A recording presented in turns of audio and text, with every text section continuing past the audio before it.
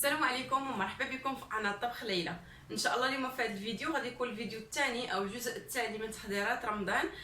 اللي ما شافش الجزء الاول غادي يلقاوه في صندوق الوصف اللي كنت مخصصاه بالتنظيف ديال المطبخ وترتيب بعض الاواني. كنتمنى انه ينال اعجابكم. اما الجزء ديال اليوم اللي غادي نخصصوه بالتقضيه ديال رمضان غادي نخصصوه بالخضر فقط وكيفاش ممكن نحتفظ بها. خليكم معايا حتى لاخر الفيديو. دابا كيف كتشوفوا معايا هذه هي التقضيه ديالي، ولكن الاغلبيه غادي نحتفظ بهم عادي. كاينه عندي بطاطا درتها في بلاصه. البصله بالنسبه للبصله الخضاريه خديت 10 كيلو. كنحيد منهم هذاك الورق ديالهم حيت الا بقى بهم كيخمجوا دغيا وكيخسروا لينا البصله كامله. خديتهم ودرتهم في الشبكه ديال الخضره. المهم دابا هنا عندي هاد الخضر هادو كاملين. غادي نوريكم شنو اللي غادي نستعمل اللي غادي نحتفظ به. ممكن نحتفظ بهم في المجمد. ما غاديش ندير كميات كثار، غير كميات قلال في المجمد. غادي نوريكم كيفاش. اهم حاجه اللي غادي نديرها هي مطيشه. خديت منها 10 كيلو. دابا خديت مطيشه غادي نغسلها. في نفس الوقت كندير واحد علامه زائد هنا كيف كتشوفوا.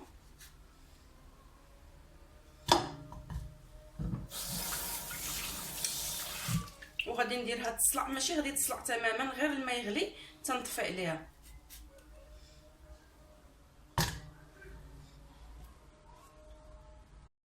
دابا على ما تصلع مطيشه غادي ناخذ هنا عندي بانيو فيه الماء. غادي ناخذ هنا عندي هاد الخل غادي نديرو هنا باش هو اللي غادي نمسح به الثلاجه. راه كيخلي الريحه نقيه. وغادي نوريكم واحد الحيله باش الثلاجه ما ديرش لكم هذيك الروائح حتى الاخر، وغادي نقولها لكم باش نوريكم كيفاش كندير ليها. دابا غادي ندير كميه نيت من الخل.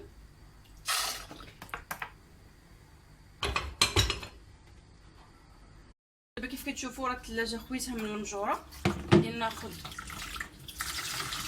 الماء غادي نعصرو مزيان وكنمسحها.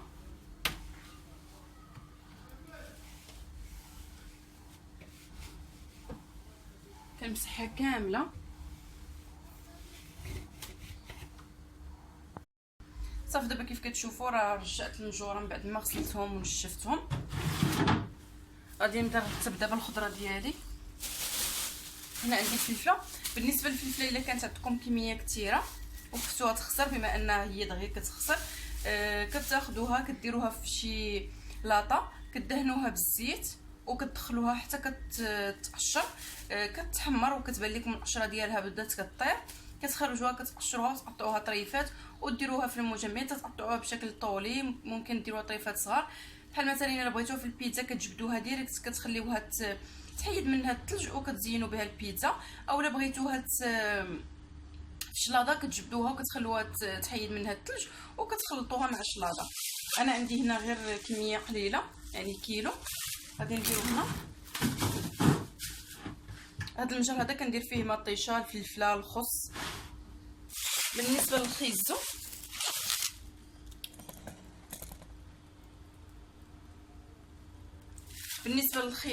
هنا عندي 1 2 كيلو حتى هو غادي نخليه هكا، وكيلو غادي نسلقو. غادي نوريكم كيفاش غادي ندير ليه. انا كنخليهم في البلاستيكات. الا درتهم هكاك منهم بشي شبكه وحطيتهم كيخسروا ليا دغيا. هنا عندي الخس حتى هو تنخليه بحال هكا. غادي نديرو هنا. الفول غادي نخليه حتى نقيه باش نديرو في المجمد. وجبانه غادي ناخذ الخيار حتى هو غادي نديرو هنا.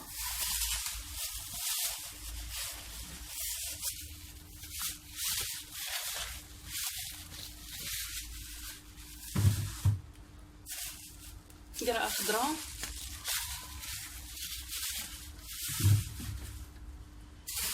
هنا هذا الحامض هذا ديت منه 2 كيلو قبل. هذا كيلو 2 كيلو درتهم في المجمد. وهذا غادي نخليه بحال هكا باش الا احتاجوتو في شي وصفه بحال هكا يكون طريف. بالنسبه لذاك اللي درتو في المجمد درتو على قيبان واحد العصير اللي غادي تلقاو الطريقه ديالو في صندوق الوصف. كيجي زوين بزاف، غير جربوه. حتى هو نديرو هنا. وهاد البلاصه غادي نخليها المطيشه الفنجان. وما انا غادي نرتب الخضره ديالي ونرجع معكم نوريكم، حيت مازال ما قاديت هنا، مازال غادي نخوي هادو ونغسلهم باش نرجعهم. دابا كيف كتشوفوا هاد الجهه حتى هي راني عديتها. هنا راه باقا ما تعضيتش تعضيه ديال بحال الفرماج وداكشي علاش مازال خاويه. دابا خويتها كامله ونقيتها صافي. دابا المطيشه ديالنا ها هي راه وجدات، سنحيدها. غادي نديرها في شي بانيو باش هاد الماء نفسو غادي ندير فيه مطيشه اللي بقات ليا. كيف سبق عليا ذكرت راه خديت 10 كيلو ديال المطيشه، ولكن غادي ندير تقريبا واحد 8 كيلو اللي غادي ندير ليها الطريقه، و2 كيلو غادي نخليها للاستعمالات اليوميه بحال الشلاضه ولا. دابا راه ساهله باش تحيد القشره، كيف كتشوفوا دغيا غادي تحيد. مازال سخونه دابا.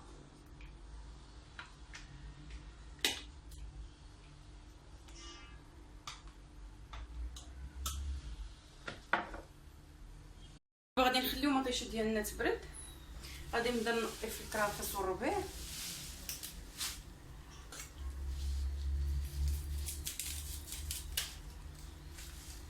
كتشوفوا كنحيد ليهم هذا الراس وكنفرقهم. ضروري ديروا هكا باش الا كان فيهم شي حاجه لداخل تحيدوه.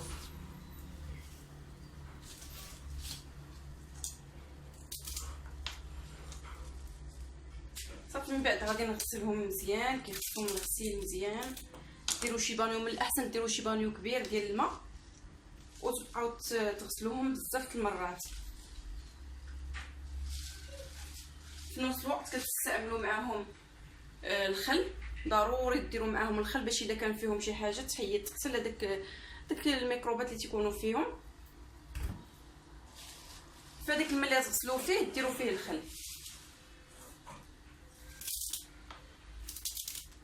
بالنسبه لي انا هادشي راه غادي يكفيني ان شاء الله رمضان كامل ويقدر يشاد، حيت ما كنديرش الحريره يوميا، كنديرها نهار ونهار لا.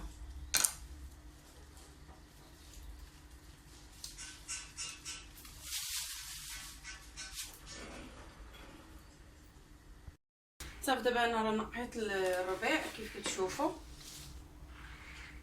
نقيت كذلك الكرافس ها هو. دابا غادي ناخذ شي بانيو يكون كبير، غادي ندير فيه شويه الماء، غادي نغسل بشويه بشويه باش نغسلهم مزيان. انا دابا درتهم في بانيو، غادي ندير الماء، كندير شويه ديال الخل،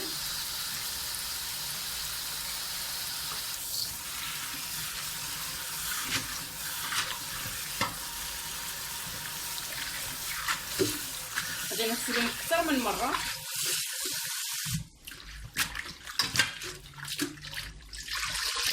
كتشوفوا كيكون الماء كحل. غادي نعاود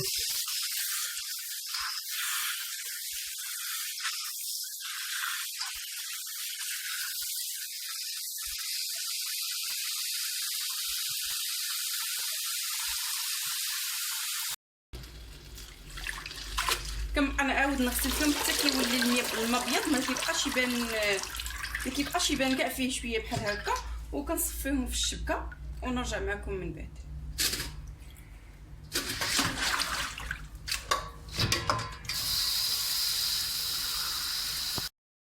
دابا غادي ناخذ الخلاط الكهربائي، غادي ندير فيه المطيشه من بعد ما بردات. كيف كتشوفوا ها كتحيد القشره مباشره.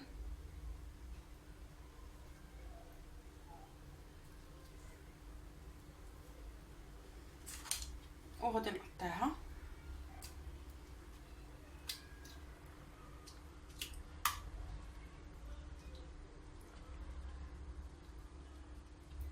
كنحيد لها هاد الراس هذا.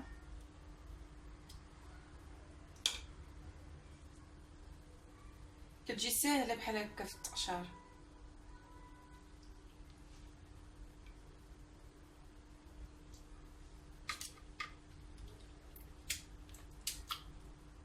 وغادي نطحنها بشويه الماء اللي طيبنا فيه هاد المطيشه، هاد الماء اللي دايره هنا.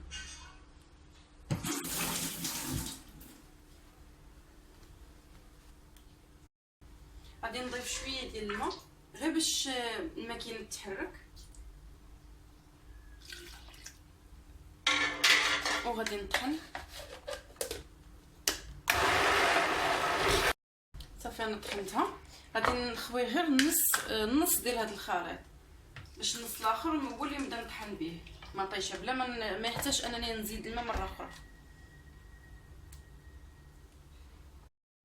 صافي غادي نستمر بنفس العمليه نطحن كل شيء ونخليه حتى كيبرد تماما. دابا حيت المطيشه باقا سخونه شويه باش نديرها في البلاستيكات ونوريكم طريقه الاحتفاظ بها. صافي دابا راه كملت المطيشه كامله طحنتها كيف كتشوفوا. ما بقاش زدت الماء من غير مغرفه واحده ديال الماء صافي. نخلط كل شيء مزيان. بالنسبه ليا غادي نوريكم واش غادي ندير. غادي نديرها الحريره وفي نفس الوقت غادي ندير منها البيتزا. البيتزا ما غاديش نحضرها قبل، غادي نخلي غير كميه قليله على حسب البيتزات اللي غادي ندير.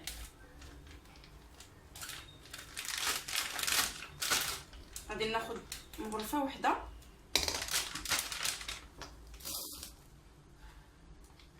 بسم الله. غادي نزيد شويه.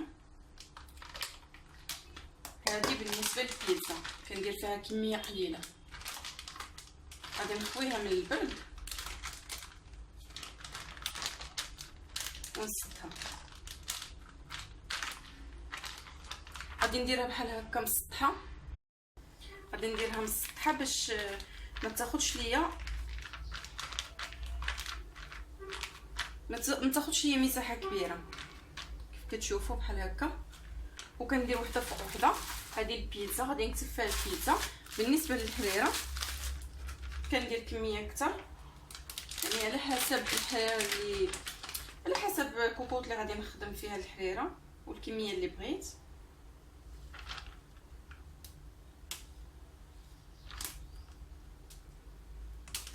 ثلاثة 4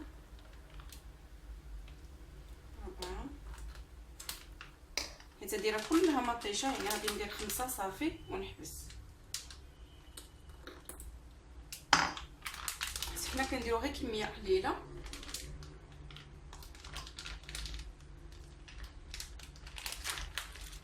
حتى هي غادي ندير لها نفس الطريقه، يعني وحده فوق وحده. غادي نستمر بنفس العمليه حتى نكمل المطيشه اللي عندي كامله ونرجع معكم. صافي المطيشه ديالي كملتها. غادي نديرها في المجمد ونرجعوا دابا نحضروا مع بعضياتنا الربيع والعزبر ومعدنوس. دابا غادي ندوز للخيزو. غادي نقشرو، راني غسلته. غادي نقشرو حتى هو غادي نغسلو، عفوا غادي نسلقو. غادي نقطعو بحال هكا نقشرو.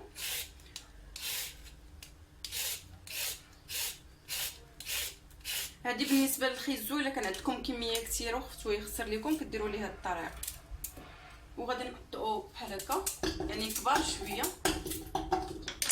صافي بنفس الطريقه غادي نكمل الخيزو اللي عندي كامل ونديرو يتسلق.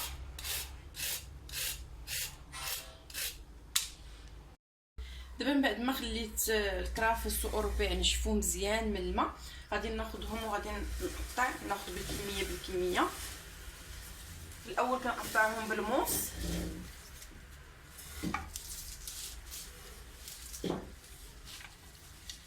ومن بعد عاد كندير هاد الطحانه اللي غادي نطحن فيها باش يسهل عليا يجيني ساهل.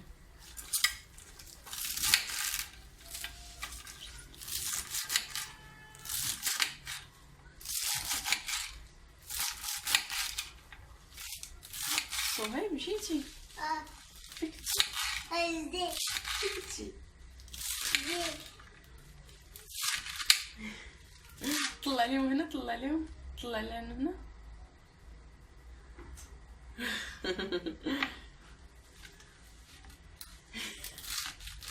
قولي معايا.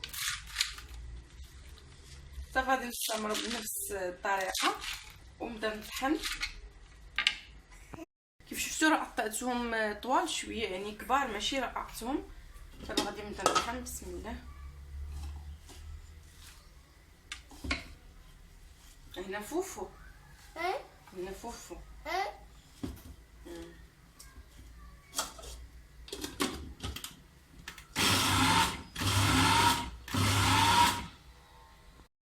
دابا كيف كتشوفوا معايا صافي راه حيدت يعني الربيع كله قطعته بحال هكا. غادي ناخذ هاد البلاستيكات. هنا درت الكرافس غادي نكتب فيهم الكرافس باش نعقل عليهم. درت 2 ميكات. غادي ندير الربيع حتى هو صغور معدنوس مخلطين، وكنخلي شويه طري باش الا بغيت نديرو في شي شلاضه ولا شي حاجه.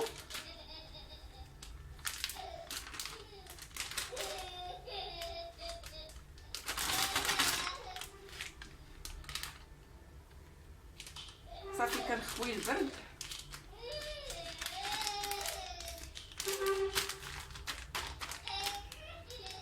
غادي نكتب هنايا عزبر ومعدنوس. دابا كيف كتشوفوا معايا صافي راه حيدت يعني الربيع كله قطعته بحال هكا. غادي ناخذ هاد البلاستيكات. هنا درت الكرافس، غادي نكتب فيهم الكرافس باش نعقل عليهم. درت 2 ميكات. غادي ندير الربيع حتى هو صغور معدنوس مخلطين، وكنخلي شويه طري باش الا بغيت نديرو في شي شلاضه ولا شي حاجه.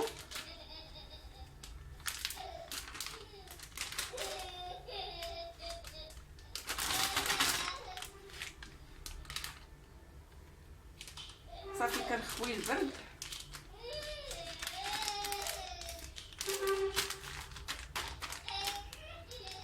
غادي نكتب هنايا عزبر ومعدنوس.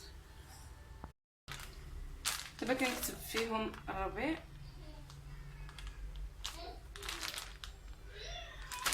هنا غادي نكتب كرافس.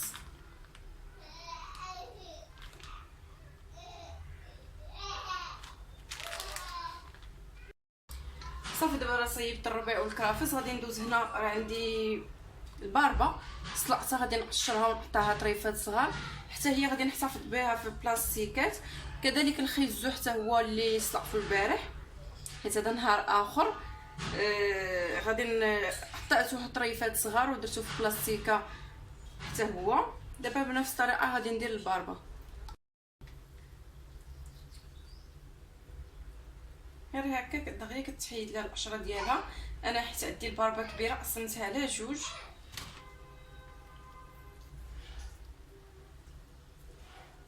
واصلا الباربه ما كنستعملهاش بزاف في رمضان، غير مره كنديرها عصير، شي 3 المرات كاع في رمضان كامل. داكشي علاش درت غير كميه قليله.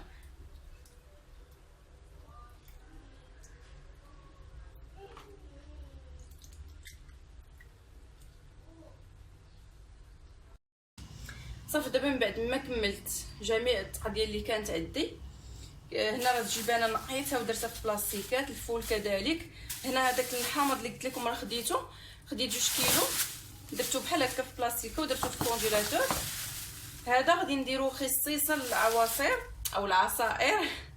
اللي فات لي حضرته معكم ديال الليمون والحامض، ولكن في بلاصه الليمون والحامض ممكن نزيد معاه اي فاكهه. المهم هذا كندير ليمونه جامده وحامضه جامده. عندي كذلك كميه من الحمص مرقد حتى هو درتو في البلاصيكات. مازال غادي نزيد الحمص باقا التقضيه ديال الداس وداكشي. هنا عندي الربيع، كرافس، الباربه، هذه مطيشه الخاصه بالبيتزات، وهنا مطيشه ديال الحريره. هنا عندي خيزو اللي سلقته وقطعته طريفات، درتو حتى هو في بلاستيكات على حساب اللي غادي نستعمل. هما هنا المجمد عندي خديته وغسلته مزيان ونشفته وكنت طافيه بطبيعه الحال. دابا شعلته، خديت النجوره ديالو هما اللي غادي نرطب فيهم هذا الشيء هذا باش ندخلهم ديريكت للمجمد.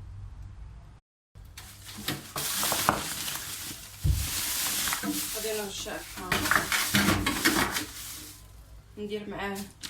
هذا كنستعملهم بزاف. غادي ندير مطيشه حيت ما غاديش نبدا بها دابا، غادي نوقفها بحال هكا باش نبغي نجبدهم يجيوني ساهلين.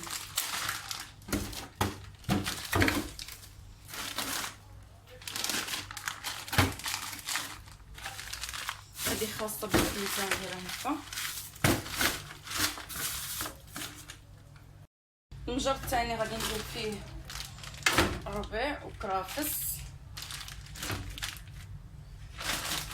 غادي ندير الحمص، ندير الباربه،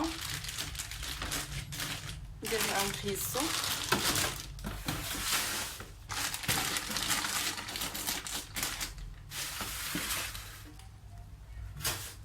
والمجر الثاني غادي ندير فيه هذا غير صغيور غندير فيه مزيانه. وهذه غادي نخليها في الثلاجه باش تبقى حدايا. صافي انا ساليت دابا. كنتمنى هذا الفيديو هذا ينال اعجابكم، وكنتمنى اللي ما شافش الفيديو ديال الجزء التحضيرات الجزء الاول غادي تلقاوه في صندوق الوصف، ونطلعوا ان شاء الله فيديو جديد مع الجزء الثالث ان شاء الله.